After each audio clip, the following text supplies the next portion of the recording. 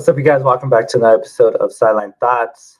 I'm your host, Gio Galvez, and you see, as the title says, Copa America semifinal review. Obviously, we're going to do a prediction for the third place game and the final, which is on Sunday. I mean, some people probably watch the third place game, some people don't, but the Copa America has a third place game, unlike the Euros that doesn't. But yeah, let's get a quick episode into it. Um, let's go. We're gonna start off with already looking at the Argentina and Canada page here. As you see, Julian Alvarez opens up the score sheet. Minute 22, a great goal ball sent through to him and finishes. He finishes it clinically. Just gets in the back of the net, and then Messi doubles the lead and gets a 2-0 win for Argentina, where he just taps the ball in a shot. I remember the shot was taken from. I can't recall who the shot was taken from, but there was a shot towards the top of the box, outside the box, was taken. Messi was just happened to be he just happened to be right there at the end of a run that he did. The defender kept on side. He slightly tapped it, hit the face of the keeper, and it went back in. Personally, at first, it didn't look like it was Messi's goal. It looked like the original guy who shot it. It was gonna be his goal, but after VAR review, checking the offsides and seeing what happened, he was onside, and he did end up touching it. So it was his goal, first goal of the tournament. And it comes here and it kind of secures Argentina 2-0 win on that and pushes them in the final. So Argentina going to the second back-to-back final of the Copa America, as they won the last one against Brazil 1-0. In this game, I had in my other previous episode for this game, I had predicted that Argentina was going to win 1-0 or win in penalties of a 1-1 draw in regular time. Canada, which I expected to be well prepared, better prepared to face Argentina and not look pushed over and kind of play at the level that they played in the first game, just able to score this time. It didn't really happen. Emiliano Martinez, he played a really good game and saving these shots for Argentina because Canada had a couple of good opportunities and a couple of good shots where they could have kind of all you really need to do is just place it in a small part or at times even just put power into it. But Martinez was ready. He was ready for it. He was able for a shot, able to predict it, and did his job as a goalkeeper. So props to him. I think he saved Argentina a lot in this game. And not only that, but the defense has been able to. Canada wasn't playing at the level that I expected them. Like I said again, I expected another game like when they first played Argentina, but it didn't happen. And you could say, yeah, they didn't have Buchanan to help them. Alfonso Davies didn't play at his best level. I think he's really been this tournament. He's been at like a part of him at par with Mbappe in the fact that they haven't been playing at a very high level to carry their country to the next round or even just put the team in the bag and will them forward to the next game. And we see this in a lot of players throughout the tournament, throughout both tournaments, the Euros and the Copa America. And for Canada, being Alfonso Davis, being the face of the team, being the lead and the captain, having to be and being the best player on the team and having to lead him. You didn't see a lot of that. You didn't see a lot of intensity from him, in my opinion, throughout this tournament. So it you could see it in this game. He was there, he was present, he was making runs, making crosses, but it wasn't dangerous, effective, nor did it really put Canada in the opportunity to win. And it's not just him. There was David, there was Buchanan's been hurt, so maybe you could, like I said, you could argue that was a part of it. Um, which there was he was later subbed out, and Escasio as well. Not really. I mean, Escasio, from what I can remember, he was a solid player in previous tournaments for Canada, establishing himself. This tournament, not as much. And Canada didn't look all that great, nor did Argentina look all that great as well, nor did they look all that dominant. But it did look clear because of Canada not being able to perform there, Argentina just being able to control the ball very easily. And it all worked out for Argentina for them. And they're going to the final, which I think is going to be one of the hardest finals that they're going to have to play even compared to the last one that they won against Brazil. So they're gonna be playing in the final. Canada's gonna be playing for the third place game. We're just gonna jump right into the next game right here. Let's see the other game. Uruguay versus Colombia, and the game that I predict that whoever wins this game is gonna win the entire tournament. And I still believe in that, and that's essentially pointing out my prediction for the finals. We're going to get to it, but here, what a great game here! It was a high intensity game from both sides. A lot of fouls, truthfully, a lot of fouls on both sides of well, both sides of the team. Both teams pulling, both teams dragging. Colombia had more fouls called against them, and you see early on, right, literally by the end of the first half, they got a red because a player who was pinched by an Uruguayan defender threw an elbow at him and walking. And look, I get you get pinched, you don't like that, that's fine. Um, Sometimes you gotta be smart about it and get back at them during a corner, during a free kick where there's a bunch of bodies there, just like chaos, and it wouldn't look as bad. But this one was just going forward. It was the Uruguay free kick, Uruguay ball, and so they were going to talk to the ref, and he throws in that. If I'm not mistaken, how the scenario where it happened, but doesn't that the guy gets hurt? It's a red card. So Colombia had to play the second half, only 10 men, and they were still able to hold it down. And but start off in the first half, they get the goal by Jefferson Lerma at minute 39, where he headers it. He jumps over, believe it's Jimenez, jumps over Jimenez, headers it down. And for a keeper, a lot of these bounce shots or headers or whatever that bounce right before tend to be sometimes of a problem because we're the hands are going down to the floor, and when the ball comes, it bounces right before the reaction. Sometimes you don't get it on time. And this one, the keeper was right there on his post, and it just went right in between the keeper and the post. And by the time the keeper reacted to it, it was too quick for him. It bounced, and bounced in. And very good goal by Lerma. Very lucky that the keeper should have saved it, and he couldn't react to it on time. So props to that. But both teams had multiple chances as well. Even Luis Suarez, who got subbed in the second half, I believe it was the first ball he touched. He takes a shot and it hits the post. But other from that, for himself at least, he had a couple bad passes that he tried to chip across. He tried to switch it, even some bad touches where he hit his foot and it went too far. It was a bad touch. So you kind of saw that going into the second half, and he was supposed to help out offensively. But Darren Nunez couldn't really do as much this game compared to other games. So yeah, and just a good portion of Uruguay. Just the way I saw it was Colombia was on offense, midfield was solid. Colombia's midfield is very solid. Defense not solid. Uruguay was all around balance, where it was evened out throughout. But as much as the offense continued to attack, they had opportunities, they had chances to score, and they just couldn't finish it. Colombia as well, their offense, they could have put it 2-0 in minute 87, 88. They could have scored 2-0 on the keeper. Makes a great save where he hits it just enough with his leg and it hits the crossbar and it comes out. Luckily for Uruguay, at least to save them in those moments to try to keep them in fighting and not seal the deal with a 2-0 win for Colombia. The game was really good. It was back and forth, like I said, high intensity, what you expected from Colombia, even being down the man, high intensity. But they did not pressure a lot when it came to Uruguay coming from the back. Because of course not. You have one less. You don't need to gas your players out like that.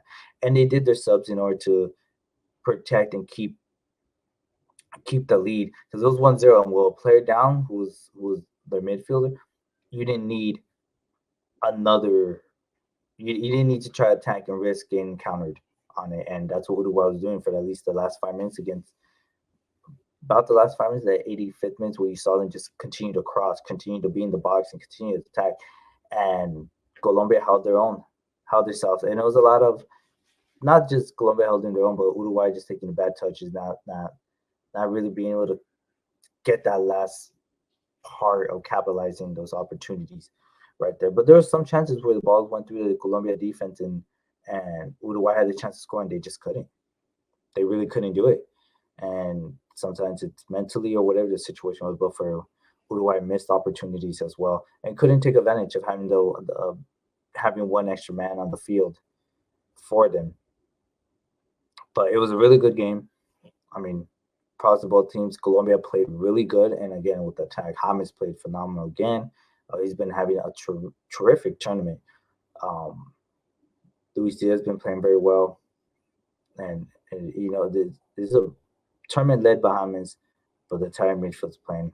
Entire midfield played great. I think even Rios has been a nice up and coming future potential star because the way he's been able to, hold that midfield, being a CDM, they're playing with two CDMs, being able to control that, hold his own. I mean, I think he's over like 20, think something like that. He's 20, and this tournament he's been able to shine a bit and put an eye on him for maybe for teams from Europe could come and get him. But I think he's one that we're gonna see start gaining looks and maybe possibly playing in Europe. Like I'm saying, this tournament really helped him out, like the World Cup did for James, and James is helping out his teammates. Again, Luis Diaz, he's already in Europe. This tournament's been doing very well for him. James is leading them, Rios, and there's other players, but that's just my point on him. I think Rios is just one of them that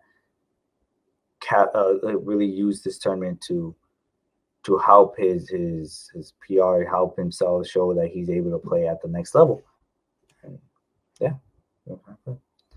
So Colombia gets the win against Uruguay 1-0. The one I got wrong, I predicted Uruguay was going to win in penalties after a 2-2 regular time draw, and that didn't happen. So one thing that does suck after the game, we saw the fights, and a lot of time.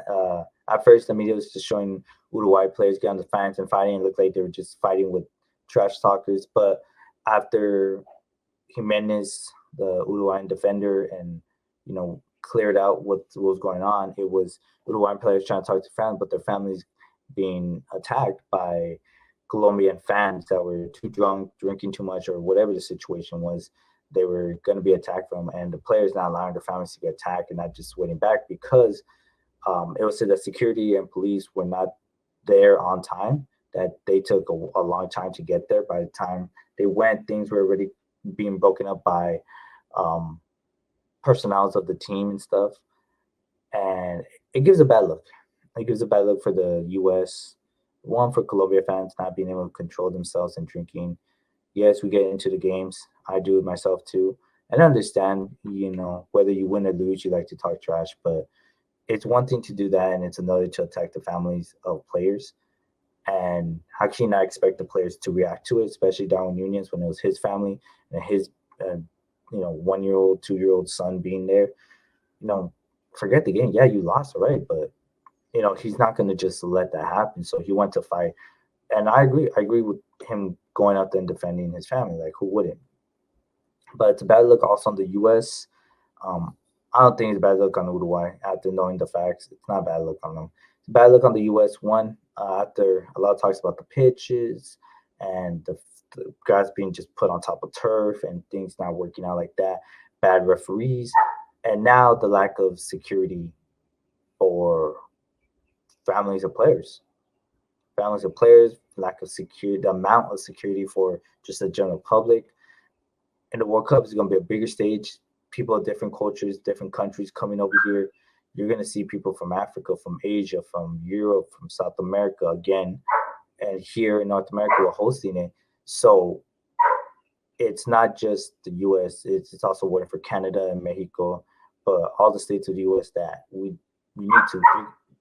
You're going to have to double up on security, whether you have to hire the police to send more personnel, send overtime personnel to work, or third party securities, whatever it is, it's gonna have to be done for the World Cup. You got 2 years to prepare for this.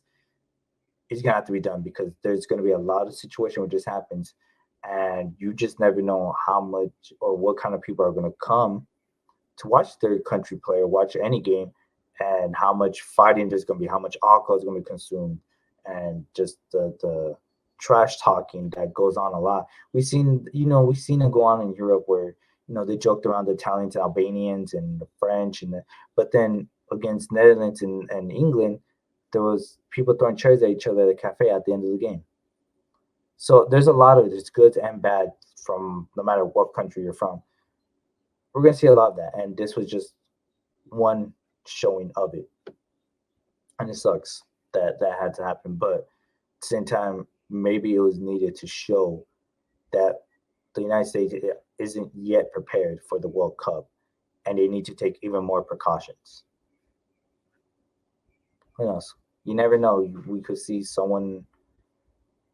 I know I'm not saying what team is qualified yet, but we could see someone from Africa fighting with someone from Japan or South Korea, or a Brazilian fighting with Italian, or American fighting with the Argentinian. Like it doesn't matter where or what. It just these things can happen. All right, guys, we're almost to the end here. Just the last of it. So the third place game we have on side Uruguay versus Canada. Um, so I thought Uruguay was a team that's being able to beat Colombia. I'm pretty sure they're a team that's able to beat Canada. However, I do think they're going to put in the, some bench players, maybe some players that didn't get any game time throughout the tournament. So I think it's going to be Uruguay. I think it's going to be a 1-0, 2-0 win, maybe a 2-1 win. But I have Uruguay. I'll go either. I think 2-1. I think Uruguay wins 2-1. I'm gonna just establish a 2-1 win for Uruguay. But the main final Sunday, Argentina Colombia. I think this is gonna be one of Argentina's first challenges in this tournament itself. Of course, they have undefeated. They've been undefeated so far since the game that they lost in the World Cup, the first game against Saudi Arabia. Ever since that game, Colombia has not lost. I mean, ever since that game, Argentina has not lost the game at all. And we know what has gone on from there. Argentina still continue to push forward. They are a team that works together well. They're trying to get one last trophy for Di Maria. This is his official last game for Argentina that he said it will be.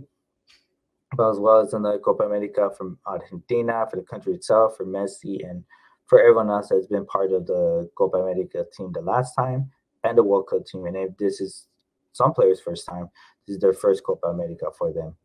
But this is the biggest challenge I think they're going to face. Offensively, I think Argentina could give Colombia a problem because though Colombia's defense has been able to weather down Uruguay and Brazil and these other countries, which I think they have the capability of doing. Argentina still has Messi. He's not as fast, but he's still quick, agile, and the greatest player of all time. So he could take a shot from outside the box, from 20 yards out, from 18, or he could find a way to just get a ball inside the 18 and score a goal. So Colombia's defense is going to have to be at their best playing ability that they have been able to play all tournament. Maybe it's the exact same way they play against Uruguay, but I expect just a little bit just to hold on to the win. Colombia's offense has been phenomenal. Like I said, Rios is going to have down the defense, but at times he goes up about the midfield area to keep any pressure out there and help the attack. Hamid's going to be able to continue to distribute or in set plays, whether it's corner or free kicks. He's been given phenomenal crosses where his teammates, his center backs, his forwards are able to header or finish them off. Hamid's going to need another great game, or even himself taking a couple of shots. You need Luis Diaz just to get the ball on the wings and cut himself, not just cross it to Cordoba, who's the striker, but rather take it down himself and maybe cross it back or take a shot himself. So you're gonna need Colombia's gonna need the best out of their offense because their midfield and offense is all they really have. The defense would do their best to hold them down and defend and everything. So I think my prediction, I'm gonna go. I think Colombia wins. Yeah, I think Colombia wins 2-1. If it's not Colombia wins 2-1, I think they win in penalties of a 2-2 draw in regular time. Yeah. I don't know. It's feeling like Colombia. Colombia's also been undefeated so far. They haven't lost a game. So we're dealing two big teams. Haven't lost for a long time. One of them is finally going to lose. So I really think Colombia is looking stronger just offensively. But Argentina's defense, I think they've been very solid. They're a lot more solid than Colombia's defense. Argentina's defense might just come out strong and save them. But even Dibu Martinez, like he's gonna have to have another game. We see him save shots against Canada in both games. We see him how he save shots against Ecuador. He's gonna have to be on point and save as much as he can because this Colombia offense is not gonna stop. So let's see how that Argentina defense really holds up to the world champion level. But yeah, you guys, that this is Second to last is still obviously going to be one more episode talking about the third place game and the final itself. So we got one more episode going on, but this is it for now. Semi-final review. Thanks again, you guys, for watching. This is Silent Thoughts. I'm Joe Galvez. See you guys next time.